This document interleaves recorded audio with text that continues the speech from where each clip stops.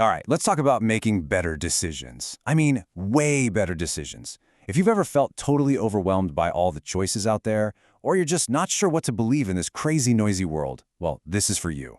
We're going to dive into a really powerful framework. Let's get right into it. You know that feeling? The constant buzz of notifications, headlines, and everyone's hot takes? It's just relentless. It feels like every single thing is fighting for a piece of your brain, and it's so easy to get sucked into these little echo chambers where everyone just agrees with you. Honestly, it's more than just overwhelming. It's flat out exhausting, and it completely paralyzes you when it's time to make a clear, confident decision. So, that really is the million-dollar question, isn't it? When it feels like everyone is shouting at you from every direction, how in the world do you figure out what's actually true? Who do you trust? And maybe even more importantly, how do you trust yourself? And here's the big twist. The secret isn't about finding some magical, perfect answer that's floating around out there. Nope. It's about building a system, a reliable internal system for yourself. Think of it like a mental engine that helps you generate and then identify the best possible idea every single time. So what we're talking about here is building your very own personal idea meritocracy. And look, this isn't some quick productivity hack. This is way deeper. Think of it like a fundamental upgrade to your brain's operating system, the core software you use to process the world and make every single choice. Okay, so what exactly is an idea meritocracy? Well, the term was made famous by Ray Dalio over at his hedge fund, Bridgewater Associates. But the concept at its heart is incredibly simple. It's just a system where the best idea wins, period. It doesn't matter if it comes from the CEO or the intern. All that matters is the quality of the idea itself. And this difference right here, it's everything. You know how it usually works, right? In most places, the boss's idea wins just because, well, they're the boss. Decisions are all about power. But in an idea meritocracy, that whole thing gets flipped on its head. The best idea wins. The whole game is rewired to be a search for what's true, and it's driven by logic and data, not ego. Okay, so this is where it gets really personal. Because your own mind, it has its own hierarchy, its own internal bosses. Think about it. Your emotions, your deep-seated biases, your cozy little habits. These guys are the power players in your head, and they hijack your decisions all the time, usually without you even noticing. Building a personal idea meritocracy is all about telling those internal bosses to take a seat, so your most rational, helpful idea can finally get through. All right, so how do we actually build this thing? Well, like any strong structure, it all starts with the foundation. And in this case, the foundation is a super clear set of core principles. These are the rules that define what the best idea even means to you in the first place. Now, you can't just Google a list of principles and pick your favorites. That's not how it works. You have to dig them up, excavate them from your own life experiences. Here's how. Think back to a really, really tough decision you had to make. Got one? Okay, now what was the absolute final non-negotiable thing that tipped the scales? The one thing you just wouldn't compromise on? Whatever that was, if you can put it into words, boom, you just found a core principle. And it's so important to know the difference between principles and preferences. A preference is, liking pizza more than tacos. It's a taste. But a principle? That's a deep, foundational belief. It's a rule you follow even when it's hard, even when it costs you something.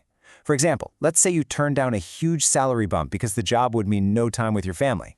Your principle there might be something like time freedom over just maximizing money. See? That's a rule you were willing to pay a real price to stick to. This right here is a perfect example of how powerful this is. Imagine an entrepreneur who just kind of prefers having a good company culture. If a massive buyout offer comes along, they'll probably take the money. But an entrepreneur whose core principle is people and purpose over profit, they don't sell. It's not even a question.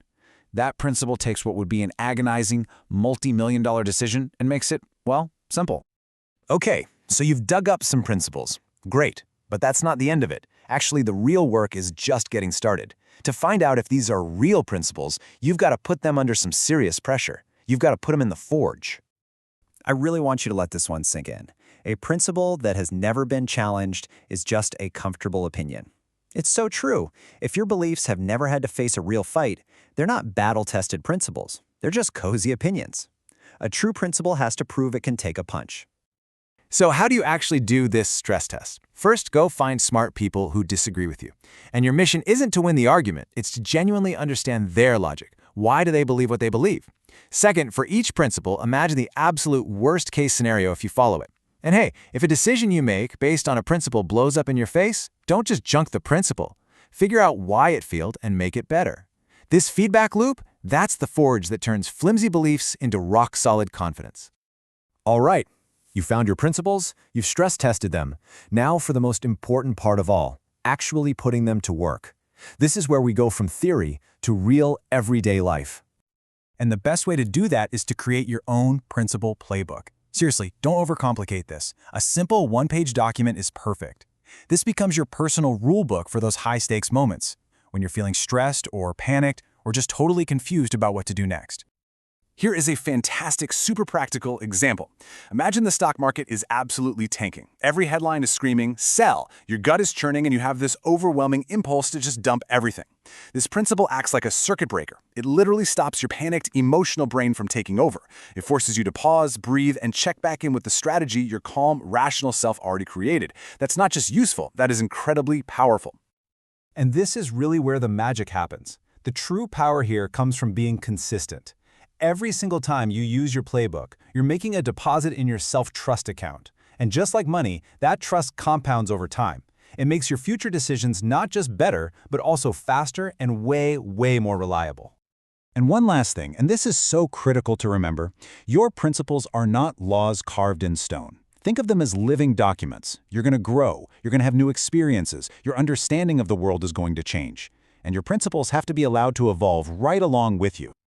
So you have to treat this as a lifelong journey, not a one-and-done project. Maybe schedule a principle review day once or twice a year. Sit down and ask yourself, okay, which of these principles actually caused some friction this year? And be honest, was the principle itself flawed, or did I just fail to follow it? This takes what's called intellectual humility, basically the guts to admit when you're wrong and when a belief isn't working for you anymore. Your personal growth literally depends on this. So, let's end with a question for you. Building this whole system, your own idea meritocracy, it's not going to happen overnight, but you can absolutely start today. So what is the one principle in your life, whether it's about your career, your money, your relationships? What's the one thing you are willing to really test and maybe even change over the next 6 months? Answering that question could be the first step to your next big breakthrough.